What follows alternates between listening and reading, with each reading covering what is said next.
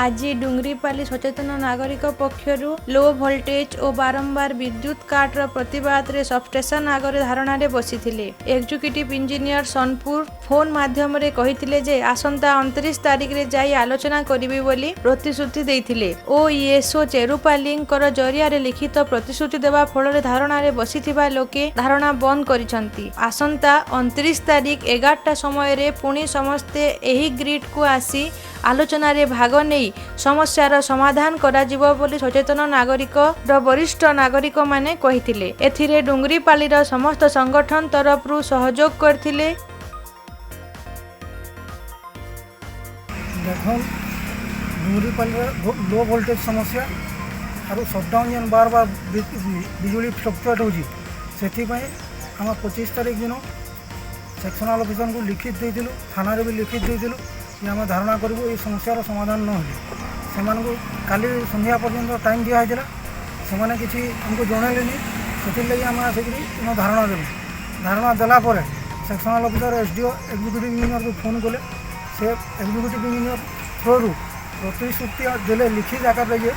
से 29 तारिख आसबे और आम समस्यार समाधान करवा व्यवस्था करेंगे ना आगे आंदोलन हो। आज स्ट्राइकटा विद्युत जनित समस्या के लेकर आउे डुंगरीपाली अंचल बहुत युवा बंधु मैंने आसते धारणा बेल के आमर ESO Cherupali substation executive engineer Sonpur संगे कथा एग्जीक्यूटिव इंजीनियर सोनपुर आम धारणारत कर्मकर्ता मान संगे आलोचना कले आलोचना से यहाँ आमको लिखित प्रतिश्रुति देले जे आगामी 29 तारिख से निजे आसबे एवं तांकर ऑफिशियल स्टाफ भी आसबे आमर साथ आलोचना करबे जे केनता कले आमर अंचल इलेक्ट्रिक समस्या समाधान नहीं पारबा आ से लिखित प्रतिश्रुति देला परे आमे तांको आशा एवं विश्वास करी आमर आज जिन धारणा दिया जाता ताके आमे स्थगित कलु एवं आगामी 29 तारिख रे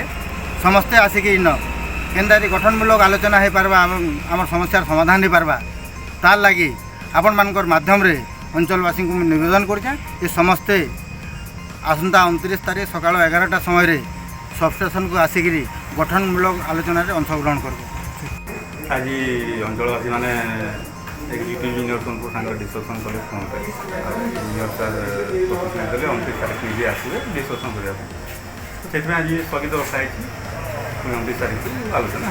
कौन रही समस्या समस्या लो वोल्टेज प्रोब्लेम तो बड़ समस्या और लाइन बारंबार जो विद्युत काट होती से अभियोग कर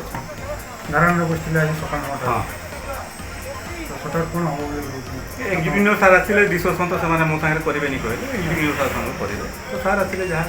सब आलोचना हम 29 तारिख। डुंगरीपाली प्रशांत सेठ का रिपोर्ट परिवर्तन टीवी।